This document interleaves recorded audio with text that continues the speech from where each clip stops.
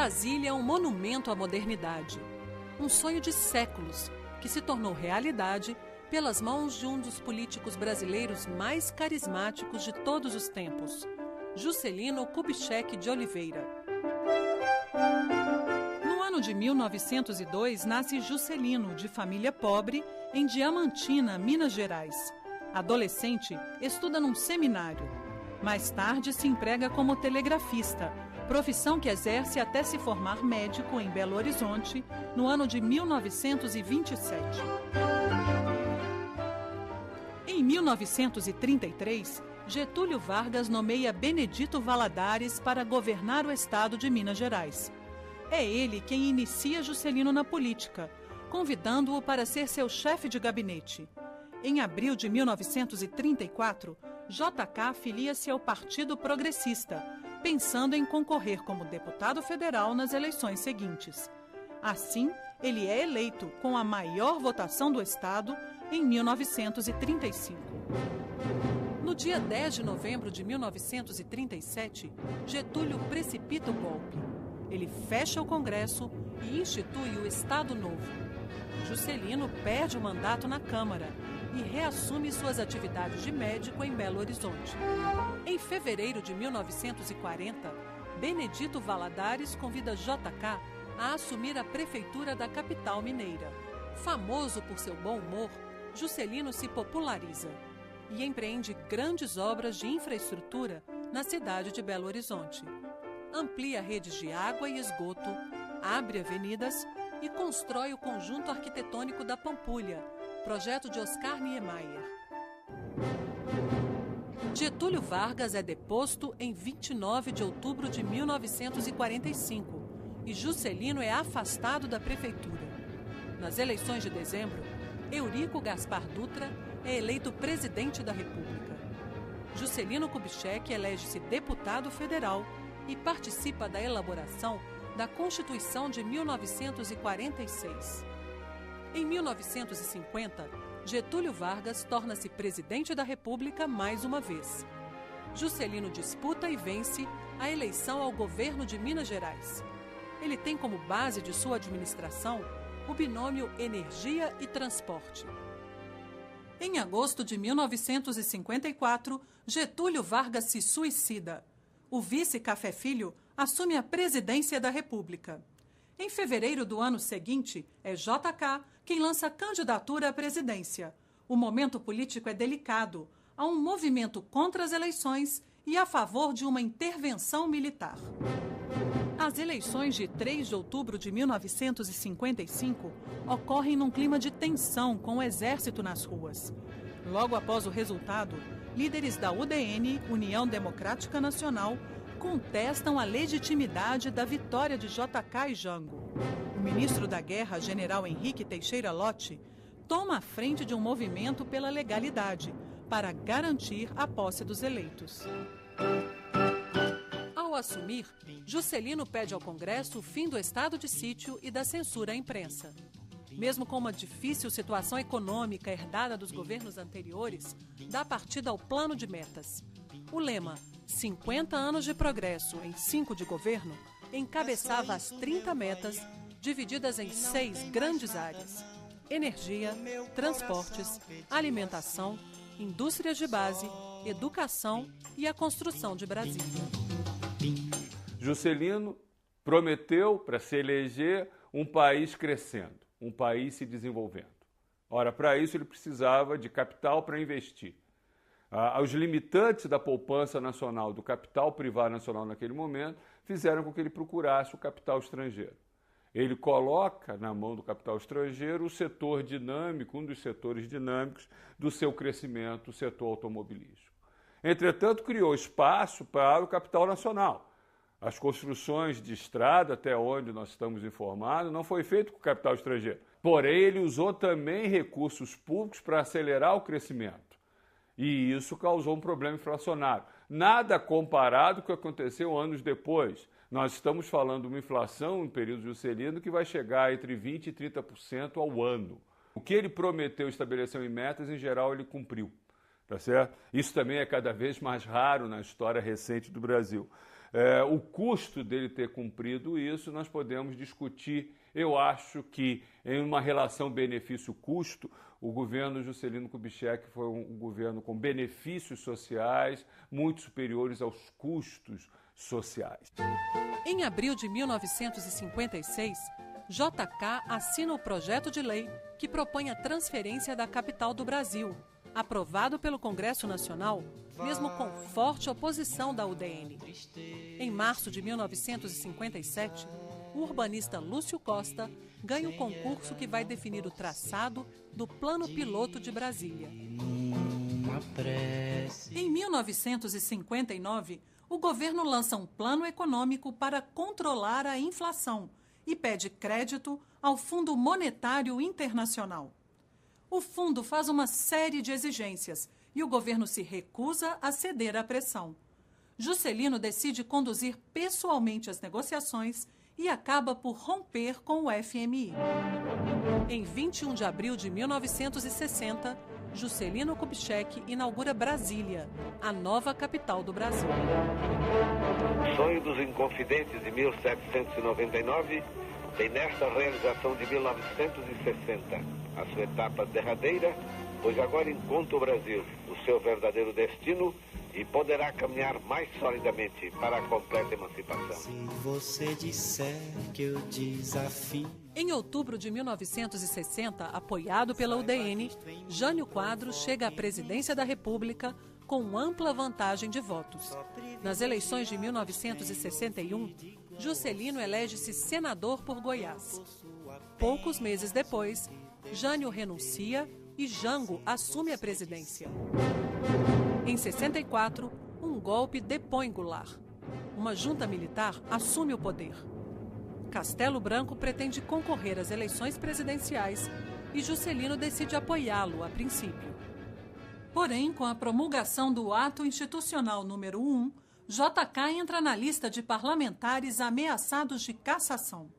2 meses depois, ele perde o mandato e os direitos políticos por 10 anos.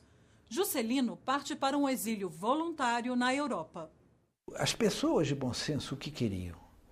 Queriam que isso não se agravasse mais ainda, né? E que o Brasil tivesse uma abertura, um caminho para consagrar a volta à democracia. Isso explica a junção dos contrários, Jango de um lado, Juscelino e Lacerda. Mas eram os 3 maiores líderes populares que o Brasil tinha. Por que não juntar forças? Mesmo que tivessem sido inimigos, eles agora tinham um inimigo comum, que era a ditadura, né? Todos eles foram vítimas da ditadura, né? Da perseguição, tudo. Era natural que se unissem. E isso mostra a grandeza, né? Mais uma vez, do Juscelino, do Jango também, que se uniu com o indivíduo que mais os atacou. Eles esqueceram tudo isso, fizeram frente amplo. Evidentemente, com a reação do governo, isso não prosperou. Num domingo, dia 22 de agosto de 1976, Juscelino segue pela Via Dutra para o Rio de Janeiro, vindo de São Paulo. O carro em que está é atingido por um ônibus. Desgovernado, atravessa o canteiro central e bate de frente em uma carreta. Mais de 60 mil pessoas deram o último adeus a JK. Na marcha de 15 quilômetros até o cemitério Campo da Esperança, em Brasília, se confundiam lágrimas, palmas e vivas. Na presidência da República, Juscelino industrializou o país e possibilitou um desenvolvimento nunca visto antes. Ele tinha também o mérito de conciliar forças opostas usando uma única arma, o diálogo. Apesar de todas as crises que enfrentou, nunca deixou de ser um grande democrata. Por tudo isso, Juscelino Kubitschek é um dos construtores do Brasil.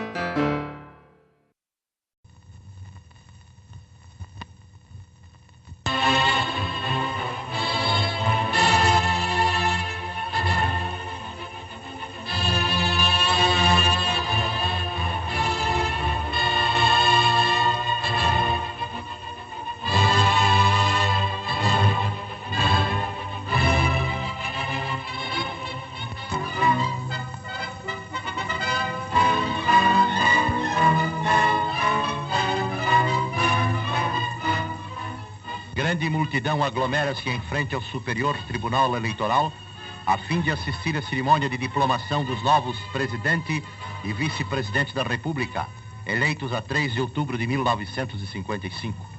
Os senhores Juscelino Kubitschek e João Goulart saltam do carro que os conduziu, dirigindo-se para o interior do tribunal sob aplausos populares. Na sala das sessões, comprime-se numerosa assistência, dando entrada os 2 homens públicos consagrados pelas urnas nas últimas eleições. Sob a presidência do ministro Luiz Galotti, realiza-se a cerimônia de diplomação. Discurso o presidente da mais alta corte da justiça eleitoral do país, ressaltando a significação do ato, as virtudes do regime democrático e fazendo votos para que reine em todo o território nacional um clima de ordem e de paz. Discursa também o presidente diplomado em seu nome e no do vice-presidente João Goulart, rememorando a longa e áspera campanha política empreendida por todo o país.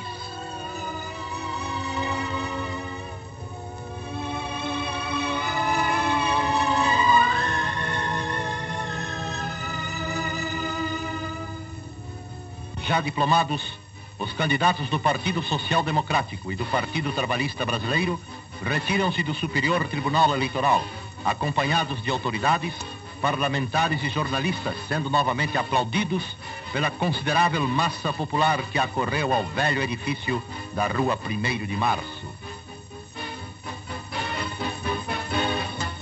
No Palácio Tiradentes, missões diplomáticas, ministros de Estado e parlamentares aguardam a chegada dos senhores Juscelino Kubitschek e João Goulart.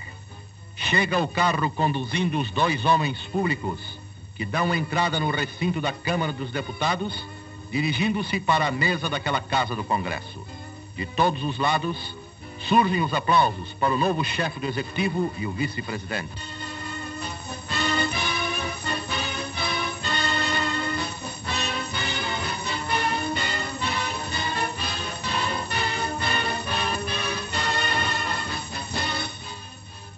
O senhor Juscelino Kubitschek presta o juramento de manter, defender e cumprir a Constituição da República, observar suas leis, promover o bem geral do Brasil, sustentar-lhe a união, a integridade e a independência. Em seguida, assina o termo de posse. Também o senhor João Goulart compromete-se a exercer o cargo de vice-presidente com dedicação e lealdade, cumprir as leis do Brasil e tudo fazer pelas suas instituições e pelo seu progresso.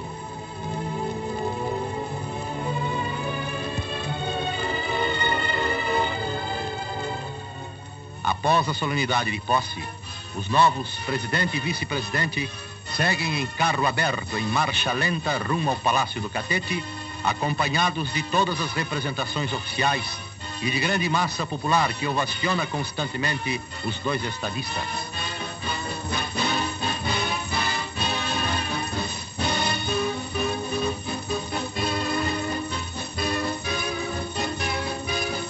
A multidão cresce a cada instante em frente ao Palácio Presidencial. Tropas militares alinham-se, aguardando a chegada do cortejo que é precedido pelos dragões da independência. Aproxima-se o carro que conduz os senhores Juscelino Kubitschek e João Goulart, bem como os chefes dos gabinetes civil e militar da presidência, senhor Álvaro Lins e general Nelson de Mello. Saltando do automóvel, os altos mandatários do povo dirigem-se para o interior do palácio.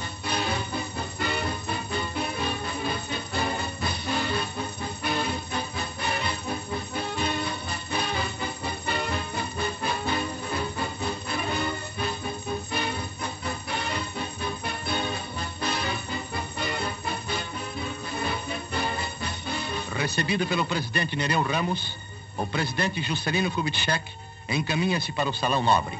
Discurso o senhor Nereu Ramos dizendo que o Congresso Nacional e as classes armadas, assegurando a posse dos eleitos, cumpriram o maior objetivo da Constituição. A seguir, apõe a faixa presidencial no novo chefe do governo, simbolizando a transmissão do mais alto cargo do país. Fala o presidente Kubitschek, declarando que, com aquele ato, se consolidava definitivamente a democracia no país.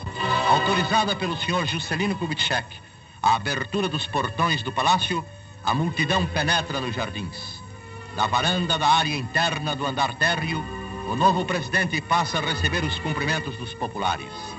Desfilam diante do chefe do governo, apertando-lhe a mão e abraçando-o efusivamente, trabalhadores, senhoras, jovens e velhos, numa demonstração espontânea do apoio e da simpatia do povo para com o novo governante do Brasil.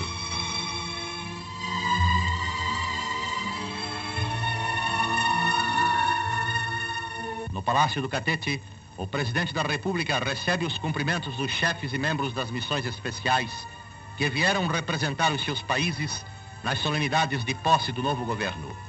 O ato transcorre no Salão Nobre, com a presença do vice-presidente João Goulart, do ministro das Relações Exteriores, embaixador José Carlos de Macedo Soares, de ministros de Estado e de chefes e membros dos gabinetes civil e militar da Presidência da República.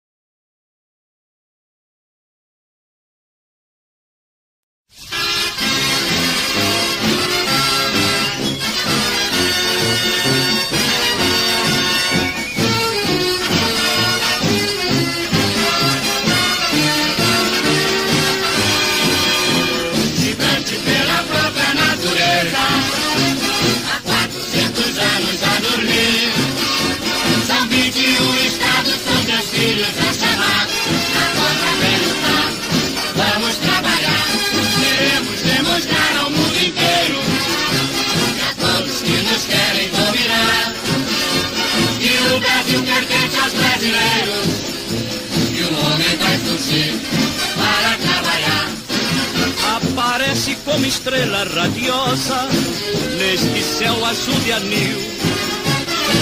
O seu nome é uma bandeira gloriosa para salvar este Brasil. Juscelino Kubitschek é o homem, vem de Minas, das bateias do sertão. Juscelino é o homem que além de patriota é nosso irmão. Brasil, vamos para as urnas, povo democrata, gente varonil. Juscelino, para presidente do Brasil.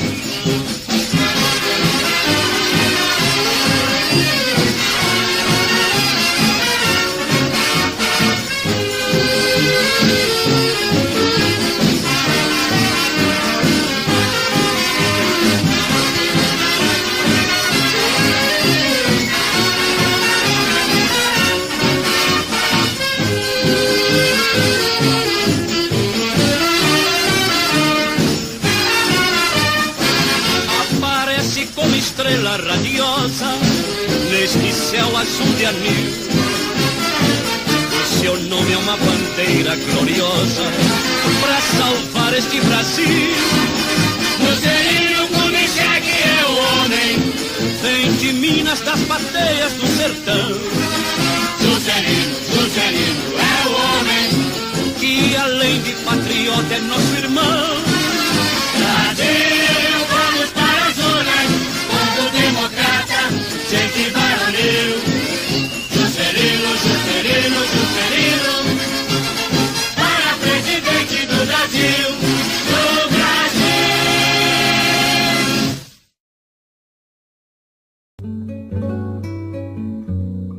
Brasília eu tive que depois cognominar a meta-síntese, porque na verdade eram tão importantes as metas do meu governo que classificar uma mais ou outra menos seria difícil para mim na ocasião. Porque, se querem, vamos rememorar durante 2 minutos o que era o Brasil quando eu assumi o governo. Era um país que tinha apenas 800 quilômetros de estradas pavimentadas. Hoje já tem cerca de 50 mil. Foi iniciado esse movimento no meu governo. Quando eu saí, já havia 14 mil quilômetros de estradas pavimentadas. Havia 800 quando eu entrei para o governo. Automóvel, não se fabricava um automóvel. Não tínhamos, importávamos cimento, importávamos aço. Todas as indústrias básicas nós tínhamos que importar. De modo que é o seguinte, era um país que não tinha mesmo como viver. Tinha que viver dos favores do exterior, da importação. E não tínhamos o que exportar para compensar essas exportações. De modo que a minha luta, o que foi? Foi produzir dentro do país tudo que nós precisávamos para podermos hoje fazer o que estamos fazendo. Exportar largamente aquilo que produzimos, não só de matérias-primas, mas também objetos manufaturados, que levam, além da matéria-prima, o trabalho do homem brasileiro. Basta dizer que quando assumiu o governo, não se fabricava um motor do Brasil. Ora, uma nação que não fabrica motor ainda está na fase do carro de boi.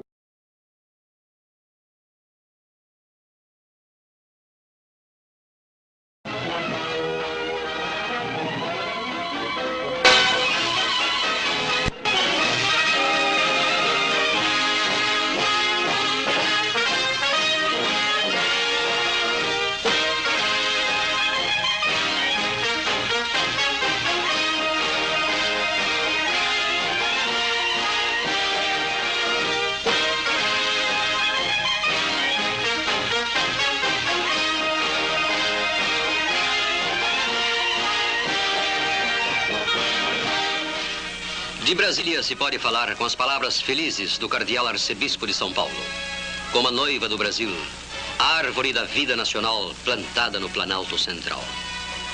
O homem brasileiro não mais arranha as praias como os caranguejos.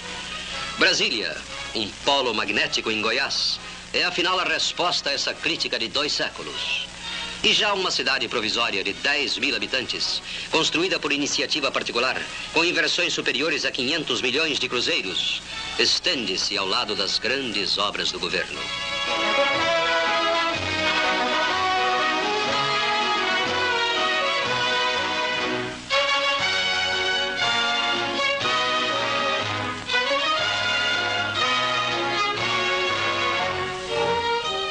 O Palácio Residencial, cuja beleza decorre apenas de suas proporções e da própria estrutura, será o marco do ponto de vista técnico e artístico da cidade que surge.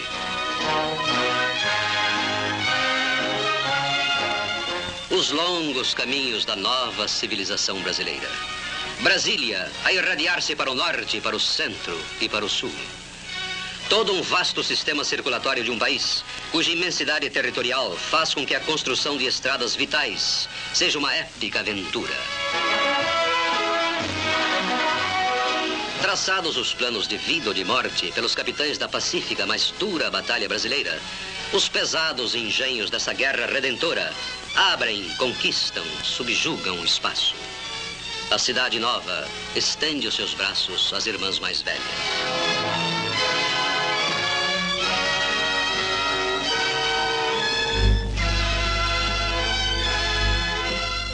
Máquinas gigantescas para um gigantesco movimento de terra.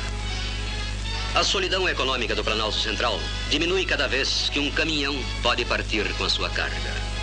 Só a estrada entre Brasília e Belo Horizonte tem 730 quilômetros de extensão. Ela deverá, em 18 meses, colocar o Rio de Janeiro e São Paulo em ligação asfaltada com a nova capital, cujo eixo monumental é constituído por um conjunto de amplas avenidas e esplanadas.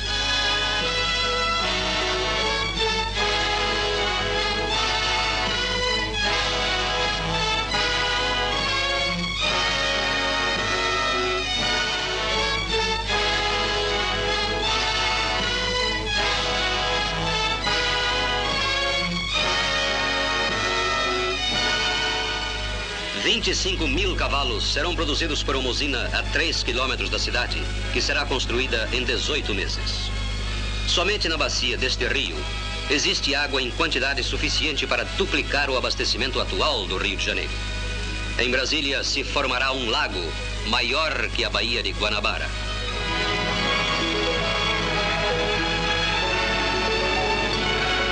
Devido à conformação do terreno, os mananciais que servem Brasília permitem a irrigação por gravidade de várias áreas, favorecendo a transformação do solo para os fins agrícolas.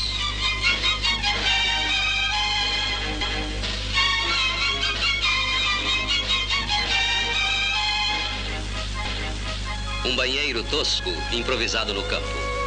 Pelo chapéu, lá dentro se encontra um nordestino. Sim, porque às vezes quem vê chapéu vê a cara.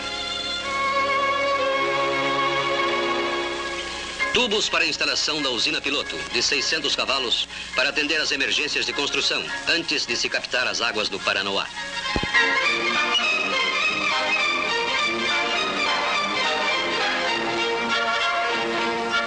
A indústria de materiais de construção vai se desenvolvendo animadamente em Brasília. As matérias-primas, inclusive calcário de alto teor para cimento, são encontradas com abundância na região. Mais de 100 caminhões entram diariamente na cidade.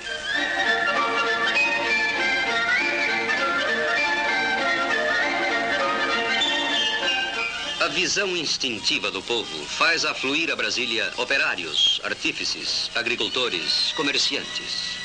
Os pioneiros da grande migração do futuro.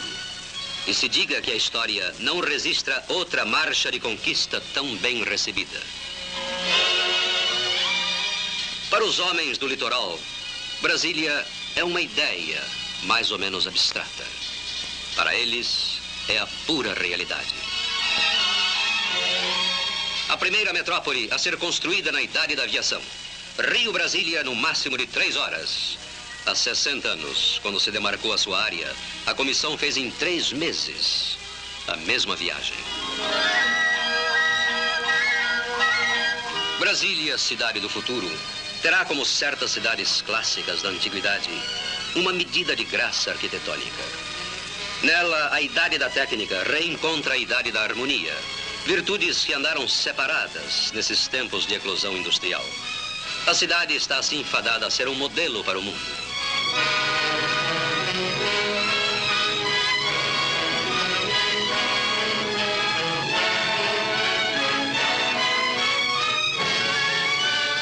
Um hotel para 360 hóspedes, feito de estrutura metálica de volta redonda. Iniciado em março de 57, deverá ser inaugurado a 3 de maio de 58, junto com o Palácio Residencial.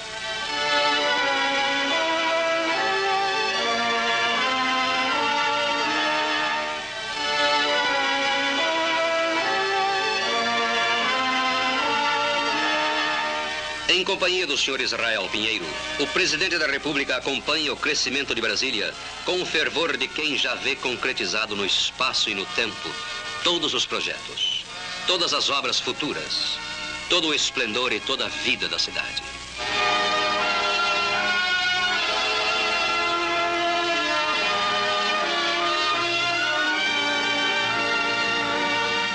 A solução do Palácio Residencial se orientou pela escolha dos princípios de simplicidade e pureza que marcaram no passado o equilíbrio das grandes obras arquitetônicas.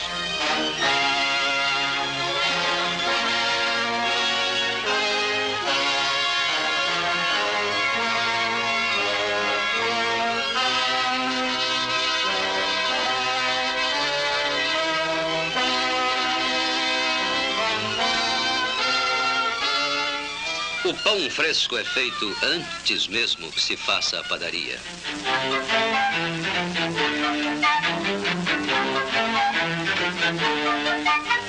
O grupo escolar tem capacidade para 320 crianças. Ainda se instalavam os acessórios da escola quando as aulas foram iniciadas. Porque a cultura não pode esperar. Não se perde tempo em Brasília. As atividades aí têm de ser simultâneas.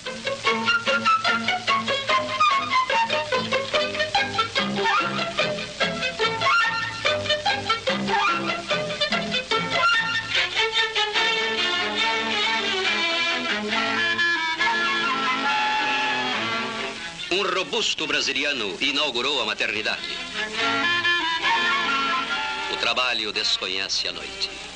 O ritmo das tarefas a executar não o permite. E esses operários praticam beisebol com ferro incandescente.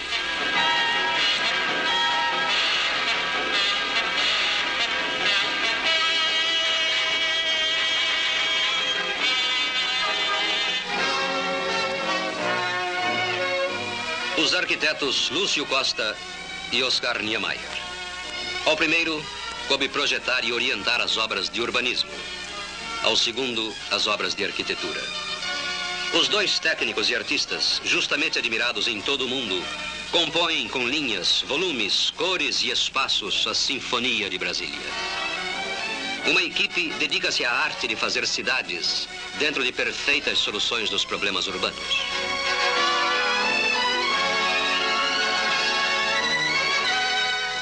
Brasília já existe.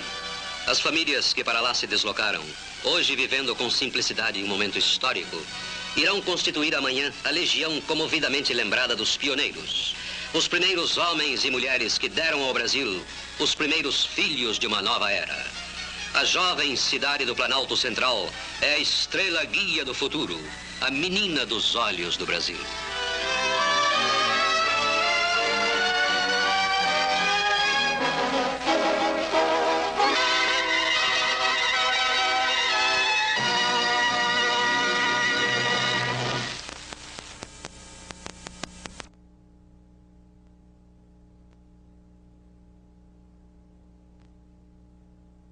Em 1975, juntamente com outros jornalistas políticos, participei de um programa de televisão que foi gravado com o presidente Juscelino Kubitschek. Fizemos várias perguntas ao construtor de Brasília, na maior parte relacionadas com a construção da nova capital. A minha primeira pergunta foi esta: como o senhor tem recebido as críticas à construção de Brasília? Bom, o Murilo foi um jornalista que acompanhou passo a passo a criação de Brasília, né? E me ajudou muito com a sua colaboração excelente na revista Manchete, revista que o Bloch quase praticamente pôs a serviço da ideia do desenvolvimento e da criação daqueles grandes centros que hoje, felizmente, estão salvando o Brasil do obscurantismo em que ele vivia. Mas, respondendo à pergunta de Murilo Melo Filho, eu quero dizer, sempre recebi as críticas com a maior tolerância. E sempre as desejei. Porque o regime democrático, o regime de liberdade que eu fiz vigorar durante os meus 5 anos de governo, não permitindo nenhuma censura à imprensa, nenhuma limitação de liberdade, era exatamente para permitir que todos pudessem livremente atacar, aplaudir Brasília. E realmente foi uma luta homérica no país naquela época. Havia aqueles que defendiam Brasília e os que eram contra. E essa luta se refletiu dentro do Congresso, que havia a bancada que era contra e depois a que era a favor, que foi engrossando. Bancada que não era apenas feita com elementos do meu partido, mas também a ela se juntaram inúmeros e inúmeros elementos da UDN, que era o partido meu de oposição, para prestigiar o governo na construção e na inauguração de Brasília. Eu acho que o Juscelino, com a construção de Brasília, é um dos iniciadores do processo inflacionário. Brasília é um espetáculo espantoso no século XX, mas que deflagrou o processo inflacionário do Brasil. Ele foi o iniciador desta fase de grandes projetos, de projetos arrojados, que se fazia muito na base da emissão de papel moeda. Nunca advoguei o desenvolvimento com a inflação. Pelo contrário, sempre advoguei tese contrária, o desenvolvimento para sufocar a inflação. Aliás, é uma tese não apenas minha, mas dos grandes economistas mundiais que sustentavam que as nações subdesenvolvidas, que partem da estaca 0 para atingir a estaca 100, isso representa um esforço considerável. E esse esforço, às vezes, gera um pouco de inflação. Mas os frutos desse trabalho, os frutos do desenvolvimento, depois é que correrão para sufocar a inflação. E foi exatamente o que aconteceu no meu governo. Não houve no meu governo essa inflação a que você se refere. De modo que não é a inflação responsável pelo desenvolvimento. As causas da inflação são numerosas. E no Brasil, eu levaria aqui 2 horas para expô-las, mas elas vêm desde Dom João VI, acumulando-se através de uma série de fatores. Mas o fator mais importante, mais determinante da inflação no Brasil foi exatamente o subdesenvolvimento em que nós vivíamos. Subdesenvolvimento que não nos permitia ter estradas, hospitais, indústrias, escolas, em suma, uma nação que tinha abaixo dela apenas a Bolívia. Foi esse o quadro que eu encontrei quando assumi o governo. E Brasília era uma imposição. E digo mais, não foi uma imposição das minhas metas. Porque quando eu iniciei a minha campanha política, e já contei esse episódio por Jataí num comício público, foi a população que exigiu de mim que me pronunciasse a respeito se iria ou não construir a nova capital. E assim, em quase todos os pontos do Brasil, eu recebi esta pergunta. Ela nasceu, portanto, do povo. E a influência de Brasília hoje, no Brasil, quem quiser, vai passar uma semana em Brasília para sentir os ecos, a repercussão que Brasília está promovendo naqueles 6 milhões de quilômetros quadrados totalmente isolados do resto do mundo e que só tinham para habitá-lo alguns índios perdidos na selva amazônica. De modo mais do que qualquer governo. E ela foi menor do que em todos os governos. E posso lhe provar isso com um trabalho que eu mesmo apresentei ao Conselho Nacional de Economia, que foi elaborado juntamente comigo pelos meus ilustres assessores e técnicos, e nos quais nós provamos que a inflação no meu governo tinha sido até então a menor ocorrida no Brasil. Essa questão da inflação foi uma arma de que se serviu a oposição. Não tendo outra para me combater, ela se serviu desta para procurar desmoralizar a minha ação e o meu governo. Mas não deu resultado, felizmente, porque as obras que foram feitas no meu governo aí estão como geradoras de um desenvolvimento sem o qual hoje esta nação não estaria no ponto a que chegou. Das 30 metas do seu governo, presidente, qual a que o senhor considera a mais importante? Brasília, eu tive que depois cognominar a meta síntese, porque, na verdade, eram tão importantes as metas do meu governo que classificar uma mais ou outra menos seria difícil para mim na ocasião. Porque, se querem, vamos rememorar durante 2 minutos o que era o Brasil quando eu assumi o governo. Era um país que tinha apenas 800 quilômetros de estradas pavimentadas. Hoje, já tem cerca de 50 mil. Foi iniciado esse movimento no meu governo. Quando eu saí, já havia 14 mil quilômetros de estradas pavimentadas. Havia 800 quando eu entrei para o governo. Automóvel, não se fabricava um automóvel. Não tínhamos, importávamos cimento, importávamos aço. Todas as indústrias básicas nós tínhamos que importar.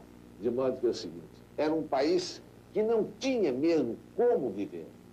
Tinha que viver dos favores do exterior, da importação. E não tínhamos o que exportar para compensar essas exportações. De modo que a minha luta, o que foi? Foi produzir dentro do país tudo que nós precisávamos para podermos hoje fazer o que estamos fazendo. Exportar largamente aquilo que produzimos, não só de matérias-primas, mas também objetos manufaturados, que levam, além da matéria-prima, o trabalho do homem brasileiro. Basta dizer que, quando assumi o governo, não se fabricava um motor do Brasil. Ora, uma nação que não fabrica motor ainda está na fase do carro de boi. Presidente Juscelino Kubitschek, é verdade que o DNR, Departamento Nacional de Estradas de Rodagem, foi, naquela ocasião, contrário à construção da estrada Belém-Brasília? Foi contra Belém-Brasília. O DNR considerava que Brasília era um empreendimento antieconômico e optava para que fosse feita a estrada litorânea, que iria ligando o Rio de Janeiro à Bahia, Pernambuco, a Ceará, a São Luís, Belém. Eles consideravam que era um empreendimento sem significação. Mas eu dizia, mas então não tem significação um empreendimento que liga o Brasil por dentro, que nos libera desta coisa humilhante para o Brasil. Só se pode ir do Rio de Janeiro a Belém através do mar ou por avião. Na Grande Guerra, na última Grande Guerra, ali na esquina do Amazonas com o Atlântico, foram torpedeados cerca de 40 navios brasileiros. Submarinos alemães se postavam ali. E a região amazônica, Belém, todas as cidades da margem do rio Amazonas até Manaus, ficaram inteiramente bloqueadas. As crianças não tinham açúcar para tomar leite. Era preciso pegar a cana e torcê-la para ter o caldo de cana como doce para as crianças. As obras pioneiras, as obras bandeirantes, nunca podem ser rotuladas nesse terreno, se são ou não econômicas.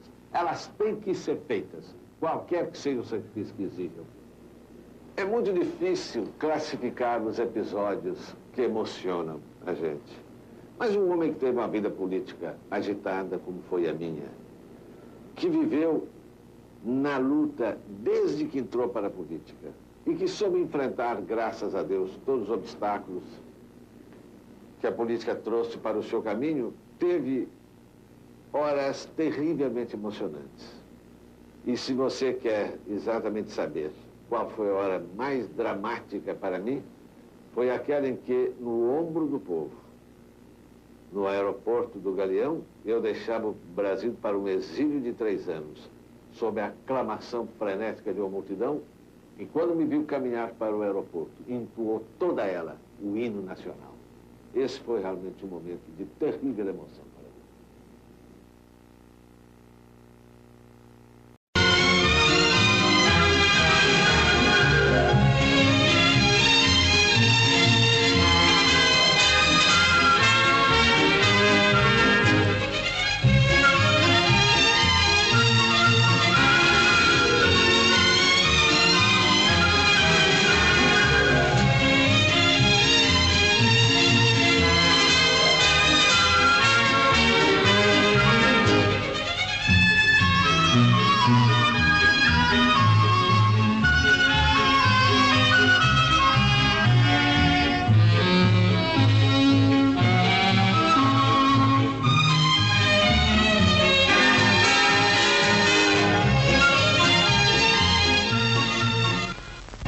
Porto de Brasília, uma das primeiras construções no vazio demográfico que antes existia no sítio escolhido para a nova capital.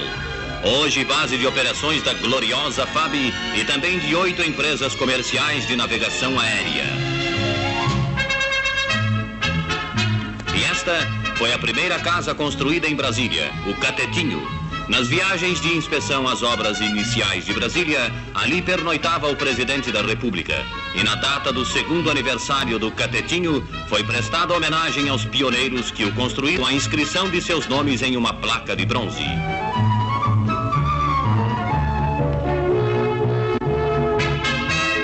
Em ano e meio de trabalho, ergueu-se a obra-prima do gênio de Oscar Niemeyer, o Palácio da Alvorada, residência oficial do chefe da nação e marco monumental da conquista do Planalto. O mundo inteiro já admira esta joia de inconfundível beleza, tanto pelas suas linhas externas como pela artística decoração do seu interior.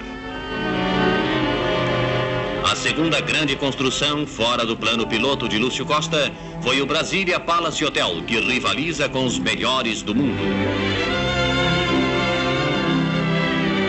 Mas Brasília não está sendo construída apenas em seus palácios. Estradas partem em todas as direções. A de Anápolis está toda asfaltada e a de Belo Horizonte já apresenta largos trechos também pavimentados.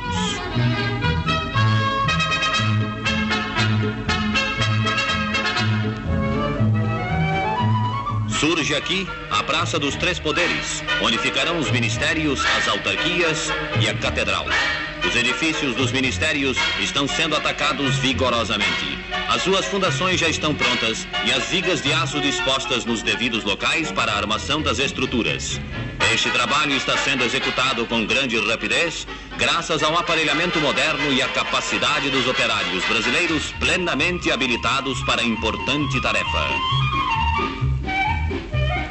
No Triângulo Monumental da Praça dos Três Poderes, estão sendo construídos os palácios do Congresso Nacional, o do Planalto, onde despachará o chefe do Poder Executivo, e o Palácio do Supremo Tribunal. O Senado e a Câmara funcionarão em um só bloco gigantesco, com os serviços auxiliares e escritórios dos parlamentares em 2 edifícios anexos, formando um conjunto de impressionante beleza que se destacará de maneira grandiosa no plano geral da cidade. Essas obras já estão com as estruturas concluídas, sendo um dos centros de trabalho mais visitados por quantos afluem a Brasília, e a elas, o presidente Juscelino Kubitschek e o senhor Israel Pinheiro, presidente da nova CAP, dedicam as suas melhores atenções numa demonstração eloquente de interesse e apreço pelo poder legislativo, ao qual ambos pertenceram em legislaturas passadas. Esta foi a primeira barragem construída em Brasília, aproveitando as águas do rio Saia Velha. Uma usina de 500 cavalos de força foi ali instalada para alimentar as máquinas dos canteiros de trabalho. Mas o suprimento definitivo de luz e força a Brasília será assegurado pelas águas que formam a majestosa cachoeira do rio Paranoá. O represamento dessa torrente irá formar o Lago da Visão Profética de São João Bosco com a fabulosa massa líquida de 600 milhões de metros cúbicos.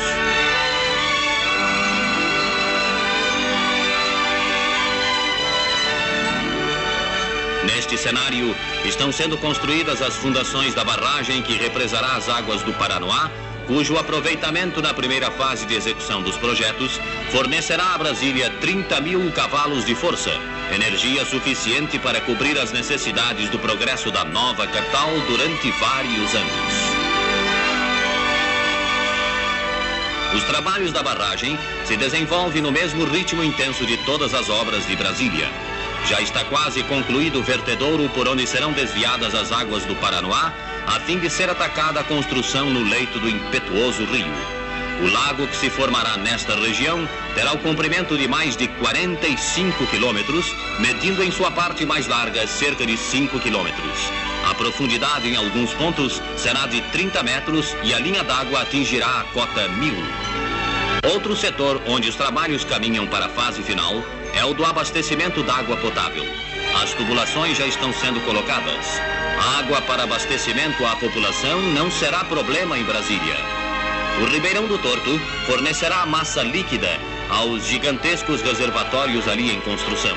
Cada reservatório suprirá as necessidades de uma parte da nova capital. Estes que focalizamos estão sendo construídos somente para recolher as águas do Ribeirão do Torto.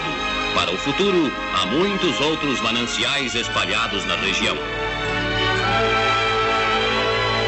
A armação de aço desta câmara recebe a mistura de concreto. E esta outra já está recebendo água do Ribeirão do Torto. Faltam-lhe apenas as abobadilhas para cobertura e que são construídas em formas especiais no próprio local dos reservatórios.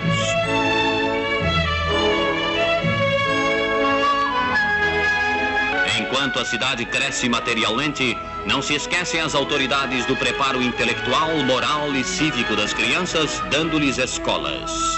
Em Brasília, a terra é dadivosa e boa.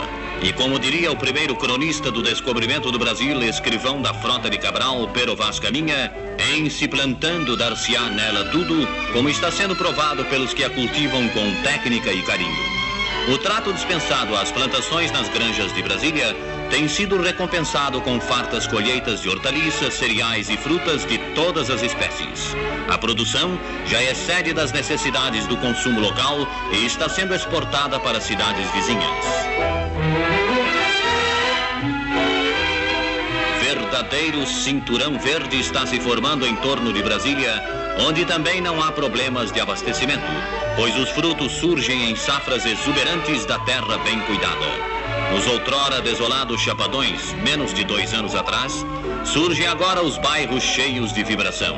Estas são as primeiras 500 residências já construídas pela Fundação da Casa Popular e entregues aos laboriosos pioneiros de Brasília. Os institutos de previdência social começaram a povoar as superquadras do plano piloto. Até dezembro de 1960, serão entregues 75 blocos com 2.868 apartamentos. Estendem-se esses blocos de concreto armado ao longo do grande eixo residencial, cujo panorama é uma sucessão de canteiros de trabalho, onde técnicos e operários brasileiros porfiam em bem cumprir o seu dever.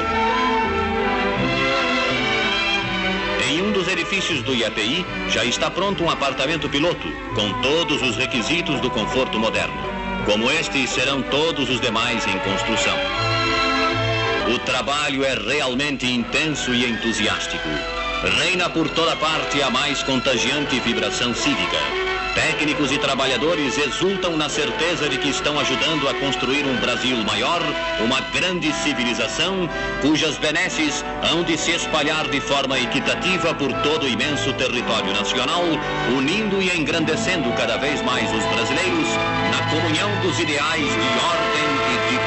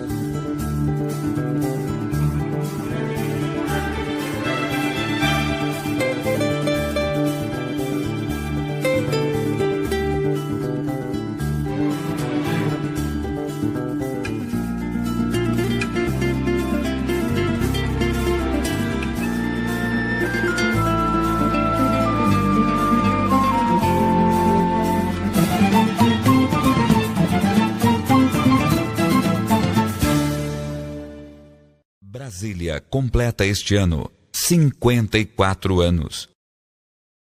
Nesse pouco tempo, em se tratando de uma cidade, ganhou ares cosmopolita, bem distante das feições da data de sua inauguração, em 21 de abril de 1960.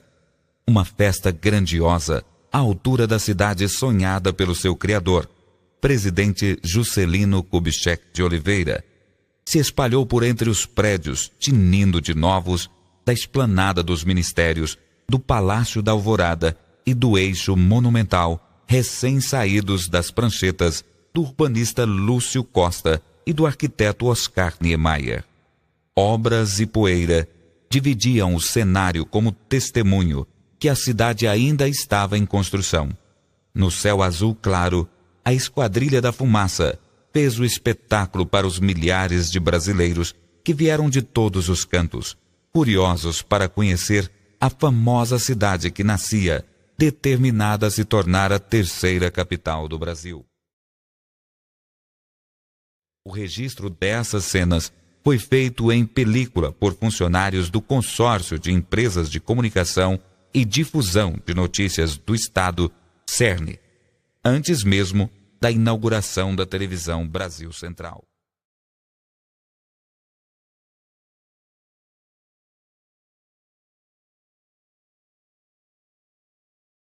O material com as marcas do tempo fazem parte do arquivo do Museu da Imagem e do Som e foram coletadas e editadas pelo historiador do site de notícias Goiás Agora.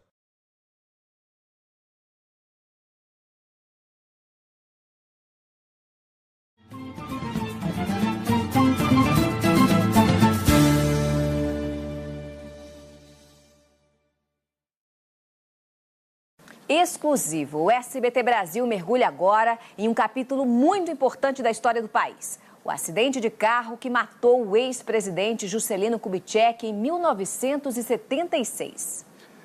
Você vai ver agora o depoimento surpreendente de um motorista de caminhão que viu de perto o último suspiro de JK.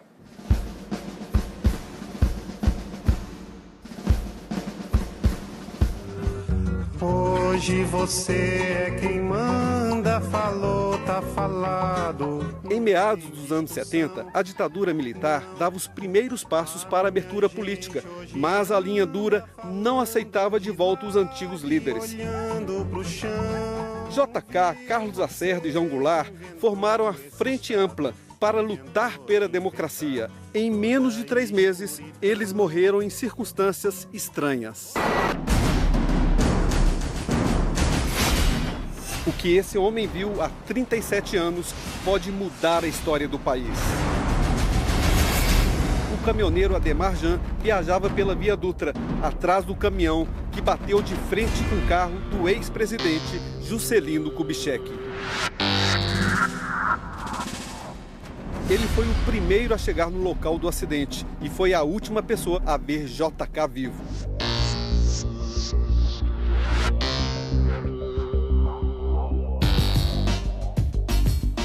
Tinha um cidadão sentado atrás, lendo a revista Cruzeiro, a Manchete, e eu olhei para aquele cidadão e ele fez JK morreu nos braços de Ademar. Ele deitou a cabeça um pouco assim para o lado e fechou um pouquinho os olhos. Esta foto mostra o motorista de caminhão ao lado do carro batido de JK.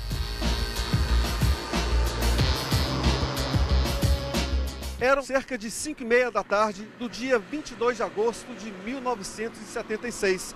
Ademar Jean tinha o costume de sempre olhar para a pista contrária. O Opala de JK era exatamente o foco dele na hora do acidente. O que ele viu aqui na Via Dutra reforça a suspeita que a morte de Juscelino Kubitschek não foi um mero acidente. Quando o Paulo Juscelino atravessou o canteiro, o motorista do Juscelino não tinha mais sentido de vida. Ele não estava vivo, porque ele estava deitado em cima do volante, assim, de lado, assim. Segundo a versão oficial, JK morreu no acidente na Via Dutra, em Resende, no Rio de Janeiro. O carro dele perdeu o controle numa tentativa de ultrapassagem e teria sido atingido de raspão por um ônibus da Cometa. O Opala onde ele estava cruzou o canteiro central e foi direto para o outro lado da pista, batendo de frente com um caminhão. Esta versão é contestada pelo motorista de caminhão e pelo próprio motorista do Cometa envolvido no acidente. Josias Nunes de Oliveira nunca admitiu que bateu no carro do ex-presidente. Não bati no carro dele, nem ele bateu em mim. Ele de frente uns 30, 40 metros, fez a curva reto e bateu de frente com a carreta de Orleans, Santa Catarina. Josias contou na Comissão da Verdade da Câmara Municipal de São Paulo que ofereceram uma mala de dinheiro para ele mudar o depoimento. Eu vi o dinheiro na minha frente, mas não peguei, recusei. Que eu não era culpado de nada, por que eu ia pegar o dinheiro? A iniciativa para reabrir o caso foi do antigo secretário particular de JK. Segundo ele, o ex-presidente tinha certeza de que seria assassinado. No dia 7 de agosto, correu um boato da morte do presidente. E no dia 8 ele vem a Belo Horizonte, eu vou apanhá-lo no aeroporto e disse para ele: presidente, o senhor nos passou um susto. Aí ele olhou para mim e falou assim: estão querendo me matar, mas não me mataram não. A história oficial também é contestada pelo perito que trabalhou na reabertura do caso em 1996. Alberto Carlos Minas, hoje aposentado da Polícia Civil Mineira, acredita que JK foi assassinado. Tenho certeza disso, e cada dia mais. Para o perito, Juscelino foi vítima de uma trama que incluiu a participação de um atirador de elite que teria alvejado o motorista de JK, Geraldo Ribeiro. O que tudo me fez crer foi que aquele movimento do momento que o Geraldo imprimiu no carro foi exatamente que ele já não tinha mais vida, ele tomou um tiro na cabeça. Alberto Carlos acompanhou a exumação do corpo do motorista de JK, Geraldo Ribeiro. Quando abriram um caixão, ele viu um furo no crânio dele. Eu vi um furo. No momento que eu vi, eu levantei a máquina, eles entraram na minha frente e me fecharam, não deixaram eu fotografar. Alberto Carlos aponta várias falhas na perícia feita na época. Laudo sem assinatura, dados absolutamente incorretos que foram coletados sabe-se de onde. E a ideia da mecânica do acidente não corresponde fisicamente ao que aconteceu no local. Além dessas falhas, outras aconteceram também. É o caso do motorista do caminhão. Apesar de contar a sua versão à polícia rodoviária, ele jamais foi procurado pelas autoridades. Por no acidente eu fiquei uma hora ainda, talvez 2 horas. Não te procuraram mais? Não, ninguém procurou nada. O processo acabou prescrito, mas as suspeitas nunca terminaram. A morte de JK continua um mistério. Este continente de quase 200 milhões de habitantes não pode permanecer na situação em que se encontra.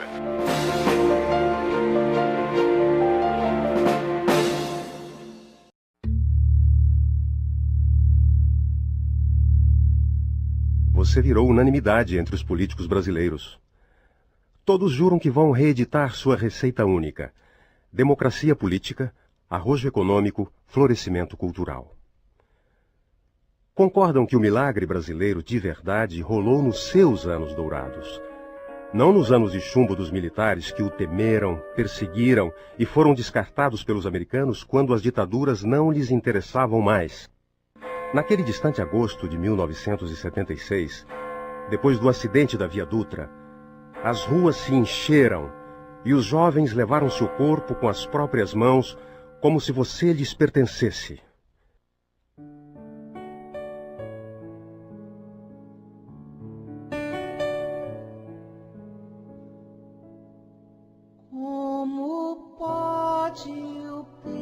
No caminho, obrigaram os soldados a se descobrir em respeito a JK.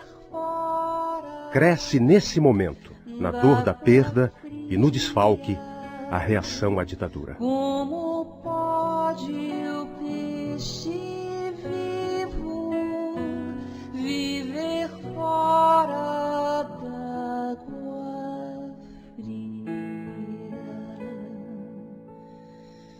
Como poderei viver? Como poderei viver sem a tua, sem a tua companhia, sem a... Foi quase impossível ter sido o menino que sonhou o Brasil e realizou o seu sonho. Proeza pela qual manifestamos nossa gratidão.